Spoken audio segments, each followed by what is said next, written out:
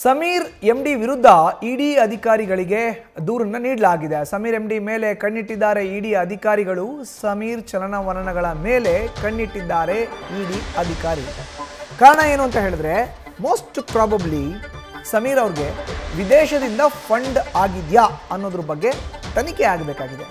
ದೂರುದಾರ ತೇಜಸ್ ಇದ್ದಾರೆ, ತೇಜಸ್ ಗೌಡ ಅವರು ನೀಡಿರುವಂಥ ಅಂಶಗಳನ್ನು ಆಧರಿಸಿ ಸಮೀರ್ ಅವರ ಚಲನವಲನದ ಮೇಲೆ ಕಣ್ಣನ್ನು ಇಡಲಾಗಿದೆ. ವಿದೇಶದಿಂದ ಏನಾದರೂ ಫಂಡ್ ಬರ್ತಾ ಇದೆಯಾ? ಯಾರು ಈ ಯೂಟ್ಯೂಬರ್ ಸಮೀರ್? ಹೇಗೆ ಬರುತ್ತೆ ದುಡ್ಡು ಈತನಿಗೆ? ದುಡ್ಡು ಬಂದರೆ ತಾನೇ ಕೆಲಸ ಮಾಡಲಿಕ್ಕೆ ಸಾಧ್ಯ. ಆತ ಧರ್ಮಸ್ಥಳದ ವಿರುದ್ಧ ಅವಹೇಳನಕಾರಿ, ಅಪಮಾನಕಾರಿ ಹೇಳಿಕೆಗಳನ್ನು ತನ್ನ ಯೂಟ್ಯೂಬ್ ಚಾನಲಲ್ಲಿ ನೀಡ್ತಾ ಇದ್ದಾನೆ. ಯೂಟ್ಯೂಬರ್ ಸಮೀರ್ ವಿರುದ್ಧ ದೂರನ್ನು ದಾಖಲಿಸಿರುವಂಥ ಅಧಿಕಾರಿಗಳಿಗೆ ಈಗ ಮತ್ತೊಂದು ಹೊಸ ವಿಚಾರದ ಮೇಲೂ ಕೂಡ ತನಿಖೆಯನ್ನು ನಡೆಸಬೇಕು, ವಿಚಾರಣೆಯನ್ನು ನಡೆಸಬೇಕು ಅನ್ನೋ ನಿಟ್ಟಿನಲ್ಲಿ ಯೋಜನೆ ಆಗಿದೆ. ಹೀಗಾಗಿಯೇ ನೇರವಾಗಿ ಅವರು ಈಗ ಸಮೀರ್ಗೆ ವಿದೇಶದ ಫಂಡ್ ಏನಾದರೂ ಬರ್ತಾ ಇದೆಯಾ ಅನ್ನೋದ್ರ ಬಗ್ಗೆ ಕೂಡ ತನಿಖೆಯನ್ನು ನಡೆಸ್ತಾ ಇದ್ದಾರೆ. ಹೆಚ್ಚಿನ ಮಾಹಿತಿ ನೀಡ್ತಾರೆ ನಮ್ಮ ಪ್ರತಿನಿಧಿ ಶಿವಕುಮಾರ್. ಈಗ ನೇರ ಸಂಪರ್ಕಕ್ಕೆ ಜಾಯ್ನ್ ಆಗಿದ್ದಾರೆ.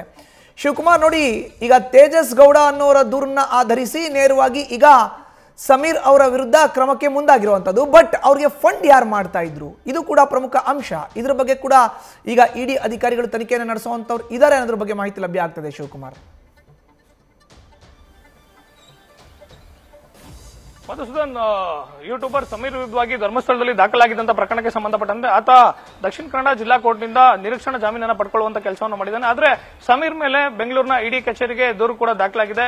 ಹಿಂದೂಪುರ ಕಾರ್ಯಕರ್ತ ತೇಜಸ್ ಗೌಡ ಅವರು ಸಮೀರ್ ವಿರುದ್ಧವಾಗಿ ದೂರನ್ನು ಕೊಟ್ಟಿದ್ದಾರೆ. ಜೊತೆಗೆ ಯೂಟ್ಯೂಬರ್ ಸಮೀರ್ ಏನಿದ್ದಾನೆ, ಈತನಿಗೆ ವಿದೇಶದಿಂದ ಫಂಡಿಂಗ್ ಆಗಿರುವಂತಹ ಸಾಧ್ಯತೆ ಇದೆ. ಜೊತೆಗೆ ಈತ ಮಾಡಿರುವಂತಹ ವಿಡಿಯೋ ಏನಿದೆ, ಇದರಲ್ಲಿ ಆತ ಗುರುತರವಾದಂತಹ ಆರೋಪಗಳನ್ನು ಮಾಡಿದ್ದಾನೆ. ಅದರಲ್ಲಿ ಪ್ರಮುಖವಾಗಿ ಈತನಿಗೆ ವಿದೇಶದಿಂದ ಫಂಡಿಂಗ್ ಆಗಿರುವಂತಹ ಸಾಧ್ಯತೆಗಳು ಇರುವಂತದ್ದು. ಹೀಗಾಗಿ ಇಡಿ ಅಧಿಕಾರಿಗಳು ಆತನನ್ನ ವಿಚಾರಣೆ ಮಾಡಬೇಕು. ಜೊತೆಗೆ ಪ್ರಕರಣಕ್ಕೆ ಸಂಬಂಧಪಟ್ಟಂತೆ ಕೆಲವೊಂದಷ್ಟು ಜನ ಯೂಟ್ಯೂಬರ್ಸ್ ಏನಿದ್ದಾರೆ, ಇವರು ಮಾಡ್ತಿರುವಂತಹ ಆರೋಪಕ್ಕೆ ಸಂಬಂಧಪಟ್ಟಂತೆ ಇವ್ರಿಗೆ ವಿದೇಶಗಳಿಂದ ಫಂಡಿಂಗ್ ಆಗಿರುವಂತಹ ಶಂಕೆ ಇದೆ. ಹೀಗಾಗಿ ತನಿಖೆಯನ್ನ ಮಾಡಬೇಕು ಅಂತ ಹೇಳಿ ಇಡಿ ಅಧಿಕಾರಿಗಳಿಗೆ ದೂರನ್ನು ಕೊಟ್ಟಿರುವಂತದ್ದು. ಪ್ರಕರಣವನ್ನ ಗಂಭೀರವಾಗಿ ಪರಿಗಣಿಸಿರುವಂತಹ ಬೆಂಗಳೂರಿನ ಇಡಿ ಅಧಿಕಾರಿಗಳು ಪ್ರಕರಣಕ್ಕೆ ಸಂಬಂಧಪಟ್ಟಂತೆ ಯಾವೆಲ್ಲ ಯೂಟ್ಯೂಬರ್ಗಳು ಈ ಒಂದು ವಿಡಿಯೋಗಳನ್ನ ಮಾಡಿದರೆ, ಕೇವಲ ಸಮೀರ್ ಮಾತ್ರ ಅಲ್ಲ, ಸಮೀರ್ನ ಒಳಗೊಂಡಂತೆ ಕೆಲವೊಂದಷ್ಟು ಜನ ಯೂಟ್ಯೂಬರ್ಗಳ ಮಾಹಿತಿಯನ್ನ ಇಡಿ ಅಧಿಕಾರಿಗಳು ಕಲೆ ಹಾಕುವಂತ ಕೆಲಸವನ್ನು ಮಾಡ್ತಿದ್ದಾರೆ. ಮತ್ತೊಂದು ಕಡೆ ಆತ ಸಮೀರ್ ಏನಿದ್ದಾನೆ, ಸಮೀರ್ನ ಮೇಲೆ ದಾಖಲಾಗಿರುವಂತಹ ಪ್ರಕರಣ ಆಗಿರುವುದು ಈ ಹಿಂದೆ ಬಳ್ಳಾರಿಯಲ್ಲಿ ದಾಖಲಾಗಿದ್ದಂತಹ ಪ್ರಕರಣ, ಜೊತೆಗೆ ಇತ್ತೀಚೆಗೆ ಧರ್ಮಸ್ಥಳದಲ್ಲಿ ದಾಖಲಾಗಿದ್ದಂತಹ ಪ್ರಕರಣ ಏನಿದೆ ಅದರ ಮಾಹಿತಿಯನ್ನು ಪಡೆಯುವಂತಹ ಕೆಲಸವನ್ನ ಇಡಿ ಅಧಿಕಾರಿಗಳು ಸ್ಥಳೀಯ ಪೊಲೀಸ್ ಅಧಿಕಾರಿಗಳಿಂದ ಮಾಡ್ತಿದ್ದಾರೆ. ಮತ್ತೊಂದು ಕಡೆ ಏನು ಆತನ ಮೇಲೆ ಆರೋಪ ಇದೆ, ವಿದೇಶದಿಂದ ಫಂಡಿಂಗ್ ಆಗಿರುವಂತಹ ಆರೋಪ,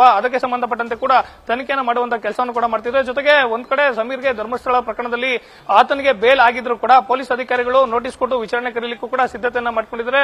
ಪೊಲೀಸ್ ಅಧಿಕಾರಿಗಳು ಕೂಡ ಈತನ ಹಿಂದೆ ಯಾರಿದ್ದಾರೆ, ಜೊತೆಗೆ ಆತ ಮಾಡಿರುವಂತಹ 23 ನಿಮಿಷದ ವಿಡಿಯೋ ಏನಿದೆ ಅದರಲ್ಲಿ ಮಾಡಿರುವಂತಹ ಆರೋಪಕ್ಕೆ ಸಂಬಂಧಪಟ್ಟಂತೆ ಆತನನ್ನ ಪ್ರಶ್ನೆಗೊಳಿಸಲಿಕ್ಕೆ, ಜೊತೆಗೆ ವಿಚಾರಣೆ ಮಾಡಲಿಕ್ಕೆ ಬೆಳ್ತಂಗಡಿ ಪೊಲೀಸರು ಕೂಡ ಸಿದ್ಧತೆಯನ್ನ ಮಾಡ್ಕೊಂಡಿದ್ದಾರೆ. ಪ್ರಮುಖವಾಗಿ ಆತನ ಮೇಲೆ ದಾಖಲಾಗಿದ್ದಂತಹ ಎಫ್ಐಆರ್ ನಲ್ಲಿ ಇರುವಂತಹ ವಿಚಾರ ಅಂತ ಹೇಳಿದ್ರೆ, ಸಮೀರ್ ಆತ ಮಾಡಿದಂತಹ ವಿಡಿಯೋದಲ್ಲಿ ಹೇಳ್ತಾನೆ, ಸಾವಿರಾರು ಜನರನ್ನ ರೇಪ್ ಮಾಡಿ ಕೊಲೆಯನ್ನ ಮಾಡಲಾಗಿದೆ. ಈ ವಿಚಾರವನ್ನ ಕೇಳಿದ್ರೆ ನಿಮ್ಮ ರಕ್ತ ಕುದಿಯೋದಿಲ್ವಾ? ರಾಜ್ಯದ ಮೂಲೆ ಮೂಲೆಗಳಲ್ಲೂ ಕೂಡ ಪ್ರತಿಭಟನೆಯನ್ನ ಮಾಡಬೇಕು.